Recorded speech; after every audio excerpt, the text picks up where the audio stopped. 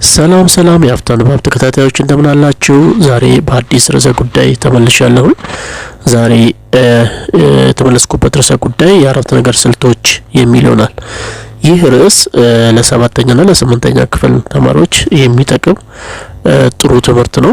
እንግዲህ ቻናሉን ሰብስክራይብ ላይክ እና ሼር እያደረጋችሁ እንድትከታተሉኝ በአክብሮት እጠይቃለሁ ማለት ነው። እንግዲህ የአረፍተ ነገር ስልቶች ምን ማለት ነው የሚለውን እንመለከታለን። እንግዲህ አረፍተ ነገሮች ከሚሰጡት አገልግሎት አንፃር በአራት እንከፍላቸዋለን። ከሚሰጡት አገልግሎት አንፃር ከሰዋሰው ህግ ሳይሆን ከሚሰጡት አገልግሎት አንፃር በአራት እንከፍላቸዋለን።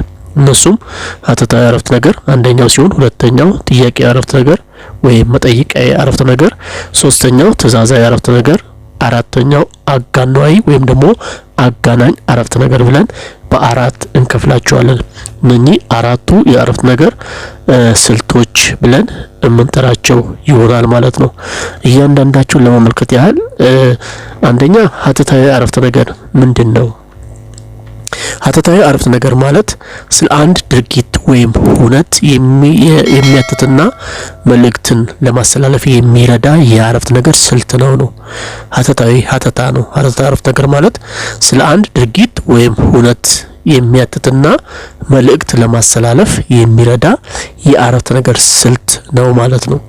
እንግዲህ ሀተታዊ አረፍተ ነገር በሁለት ንዑስ ክፍሎች ይኖሩታል ማለት ነው። ሀተታዊ አረፍተ ነገር አንደኛው አዎንታዊ አረፍተ ነገር ሲሆን፣ ሁለተኛው አሉታዊ አረፍተ ነገር ነው። አዎንታዊ አረፍተ ነገር ማለት በአዎንታ የሚነገር የአረፍተ ነገር ስልት ነው። በአዎንታ በይሆናል የሚነገር የአረፍተ ነገር ስልት ነው ማለት ነው። ለምሳሌ አራት ምሳሌዎችን እንመልከት። ጌታሁን ፈተናውን አለፈ። ሀተታዊ አረፍተ ነገር ነው፣ ግን አዎንታዊ ነው። ሁለተኛ ወይም እውቀት የማይሞት ሀብት ነው። ይሄ አዎንታዊ አረፍተ ነገር ወይም እውነት ነው፣ ትክክል ነው። ይሄ ሀተታዊ አረፍተ ነገር ሆኖ ግን አዎንታዊ። አብርሃ ሄርሜላ የአንደኛ ክፍል ተማሪ ነች። ሀተታዊ አረፍተ ነገር ግን ሆኖ አዎንታዊ አረፍተ ነገር ነው ማለት ነው።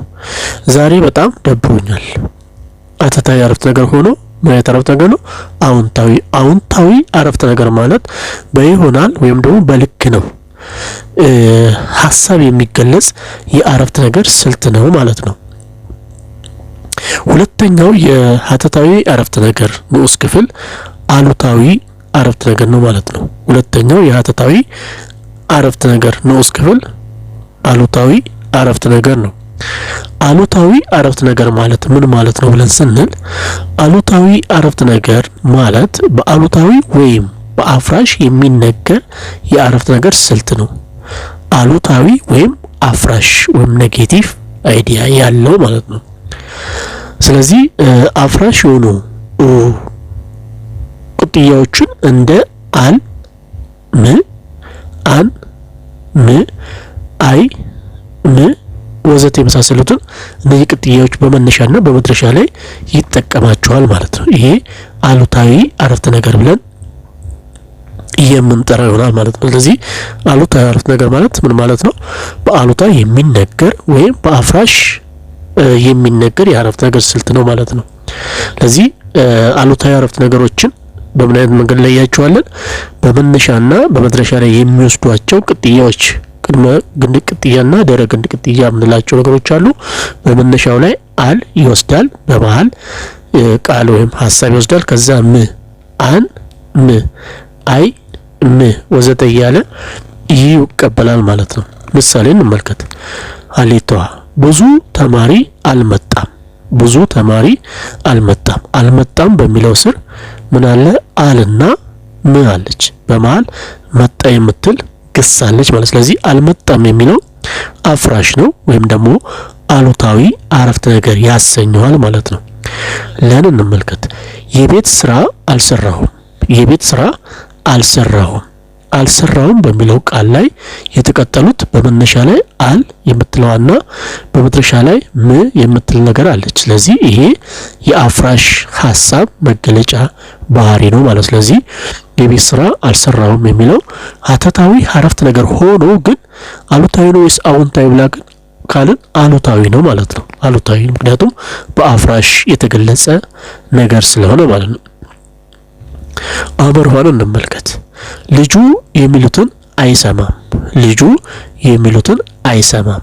አይሰማም በሚለው ቃል ላይ ያለችዋ አይና ም የአፍራሽ ቅጥያ መላድ መለያዎች ናቸው። ስለዚህ ልጁ የሚሉትን አይሰማም የሚለው አረፍተ ነገር ሀተታዊ አረፍተ ነገር ሆኖ ግን አሉታዊ አረፍተ ነገር ነው።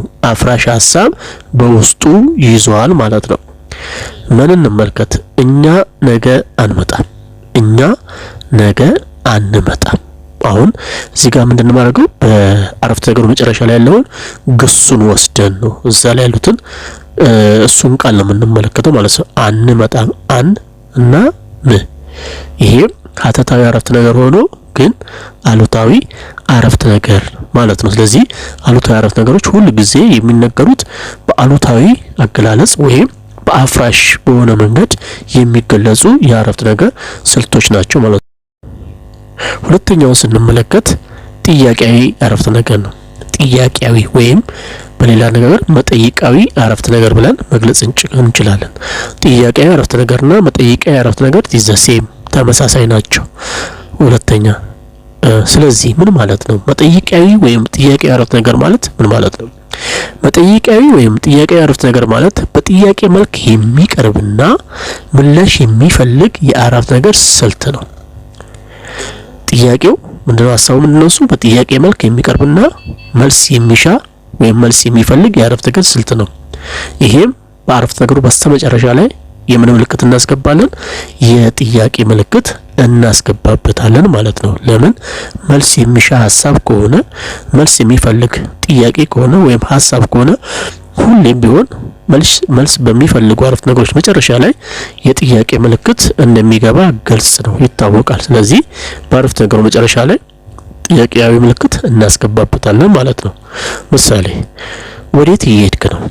ወዴት እየሄድክ ነው? ወዴት የሚለው ራሱ የሆነ መልስ የሚፈልግ አይነት ሐሳብ ስላለው በስተመጨረሻ ላይ የጥያቄያዊ ምልክት እናስገባለን ማለት ነው። ወዴት እየሄድክ ነው ስንል በስተመጨረሻ ላይ ጥያቄ ምልክት የግድ ያስፈልገዋል።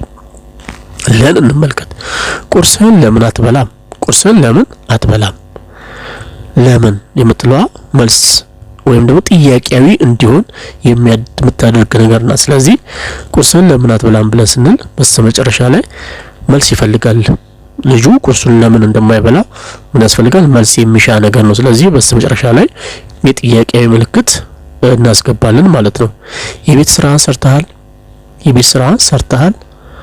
ከሰራ ሰርቻለሁ፣ ካልሰራው አልሰራም። ስለዚህ መልስ ይፈልጋል ማለት ነው ይሄኛው ሐሳብ። ስለዚህ ሁሌም ቢሆን ጥያቄያዊ አረፍተ ነገር ወይም መጠይቃዊ አረፍተ ነገር በስተመጨረሻ ላይ ጥያቄያዊ ምልክት ይቀበላሉ ወይ ደግሞ በጥያቄያዊ ምልክት መገለጽ አለበት ማለት ነው። ሶስተኛው የአረፍተ ነገር ስልት ወይም ዘዴ ትዕዛዛዊ አረፍተ ነገር ነው። ትዕዛዛዊ አረፍተ ነገር ማለት ምን ማለት ነው? ትዕዛዛዊ አረፍተ ነገር ማለት አንድ ነገር እንዲከናወን ወይም እንዲፈጸም ሲባል በትዕዛዝ መልክ የሚቀርብ የአረፍተ ነገር ስልት ነው። አንድ ነገር እንዲከናወን ወይም እንዲፈጸም ወይም እንዲሰራ ስንፈልግ የምንጠቀምበት የአረፍተ ነገር ስልት ትዕዛዛዊ አረፍተ ነገር ብለን እንጠራዋለን ነው። ስለዚህ ትዕዛዛዊ አረፍተ ነገር ማለት አንድ ጉዳይ ወይም አንድ ነገር እንዲከናወንልን ወይም እንዲፈጸምልን ወይም እንዲሰራልን ስንፈልግ በትዕዛዛዊ መንገድ ወይም ትዕዛዛዊ ሴንስ ወይም ትዕዛዛዊ ስሜት ባለው መንገድ የምንገልጽበት የአረፍተ ነገር ስልት ትዕዛዛዊ አረፍተ ነገር ብለን እንጠራዋለን።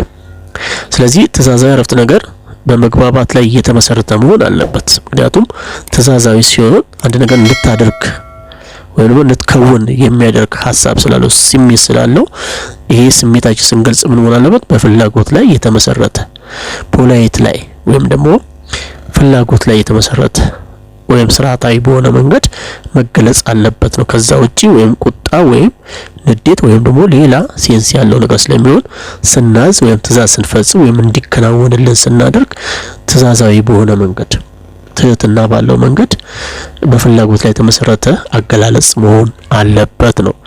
ምሳሌ እንመልከት። ቃልን እንመልከት።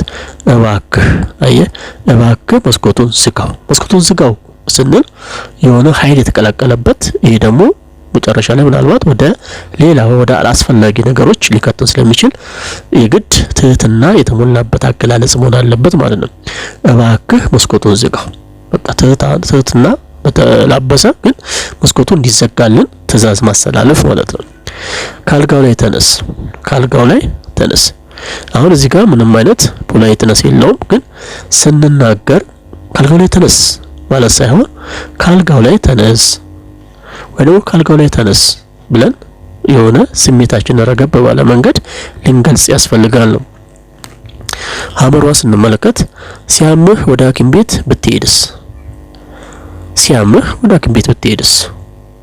አሁን አገላለጹ ትእዛዛዊ ነው። ብትሄድ ይሻላል ነው። ስንመለከት በስራ ሰዓት ከስራ ቦታ አትራቅ። ትህትና በተላበሰ መንገድ የምንገልጽበት አጠቃቀማችን በዚህ አይነት መንገድ መሆን አለበት። ትእዛዝ ስለሆነ በእርግጥ ትእዛዝ ስንዝ አንዳንዴ ኃይልም የተቀላቀለበት ሊሆን ይችላል። ከሚኖረን ንዴት ወይም ከሚኖረን ስሜት ተነስተን ኃይል የተቀላቀለበት ትእዛዝ ልናዝ እንችላለን።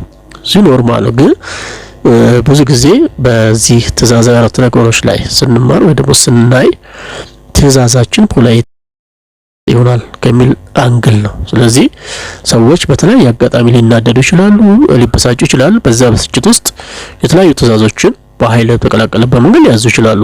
እሱ ኖርማል ነው፣ ችግር የለም። ግን በሰዋሰው ሕግ ስንመለከት ወይ ደግሞ እዚህ በቋንቋ ትምህርታችን ሕግ ስንመለከት ትእዛዛዊ አረፍተ ነገር ማለት ኃይለኝነትን ማስተጋባት ሳይሆን ትእዛዛዊ አረፍተ ነገር ምን አይነት ስሜት አለው የሚለውን ነገር መረዳትም እንድንችል ጭምር ነው ማለት ነው። ስለዚህ ትእዛዛዊ አረፍተ ነገር ማለት አንድ ጉዳይ እንዲከናወንልን እንዲፈጸም ወይንም እንዲሰራ ስንፈልግ የምንጠቀምበት የአረፍተ ነገር ስልት ትእዛዛዊ ብለን እንጠራዋለን ነው። አራተኛውና የመጨረሻው አጋኗዊ ወይም ደግሞ አጋናኝ አረፍተ ነገር የምንለው ነው። አጋኗዊ ወይም አጋናኝ አረፍተ ነገር ማለት ምን ማለት ነው ብለን ስንል አጋኗዊ አረፍተ ነገር ወይም አጋናኝ አረፍተ ነገር ማለት በማጋነን በመገረም በመደነቅ የሚቀርብ የአረፍተ ነገር ስልት ነው።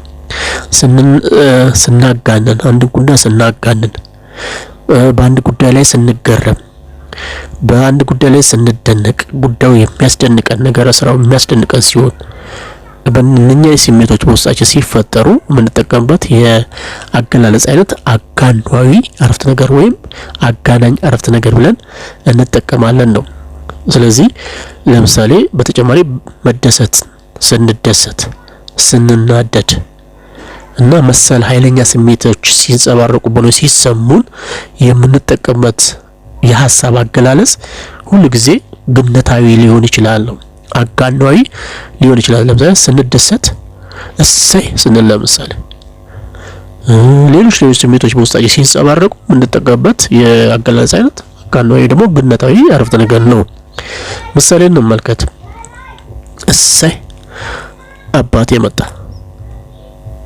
እሰይ አባቴ መጣ። እሰይ ስንል እዚያ ጋር የመደሰት ስሜት አለው፣ ደስ የሚል ስሜት ስላለ ስለዚህ እሰይ ስንል የአጋኗዊ ወይ ደግሞ እዛ ጋር የተጠቀምናትን ስርዓተ ነጥብ እንጠቀማለን ማለት ነው።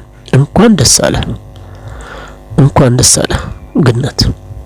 ከዛ ኦ ፈጣሪ ከዚህ ፈተና አውጣኝ። ኦ ስንል የሆነ የተጋነነ ነገር አለው። እሱን ለመግለጽ የምንገለገልበት ስርዓተ ነጥብ አለ። እሱን እናስገባለን ማለት ነው። እንደ ሌንሳ የሚያምር ልጅ አላየሁም። እንደ ሌንሳ የሚያምር ልጅ አላየሁም። መጨረሻ ላይ ትምህርተ አጋኖ ስርዓተ ነጥብን እንገለገላለን ማለት ነው። ጎሽ እንኳን ወደክ። ጎሽ ስንል አሁን እዚህ ጋር ውስጣችን የሆነ ብስጭት ኖሮ በዛ ሰው ላይ የሆነ ነገር እንዲፈጠርበት ስናስብ ጎሽ እንኳን ወደክ፣ ጎሽ እንኳን እንዲሆን እንላለን። ይህ እነዚህ ነገሮች አገላለጾች አጋናዊ አረፍተ ነገር ብለን እንጠራቸዋለን ማለት ነው። እንግዲህ ውድ ተከታታዮቻችን እንግዲህ ይሄ ትምህርት ለእናንተ በቂ ነው ብዬም ባላስብ ቢያንስ ከምታውቁት ነገር የተሻለ ነገር ወይም ደግሞ የተሻለ ነገር ባይሆን ተጨማሪ ቱቶሪያል ሆኖ እንዲያግዛችሁ የሚረዳ ወይንም ይረዳል ብዬ ስላሰብኩ ነው። እንግዲህ ዋናው ነገር ዩቲዩብን ቻናሉን ሰብስክራይብ፣ ላይክ እና ሼር እያደረጋችሁ እኔም የበለጠ ደግሞ ከዚህ የበለጠ የተሻለ ፕሮግራሞችን ወይም ትምህርታዊ ይዘቶችን እንዳቀርብላችሁ እንድታበረታቱኝ እያልኩ እጠይቃችኋለሁ። ስለነበረን ቆይታ በእጅጉ አመሰግናለሁ። ቻው።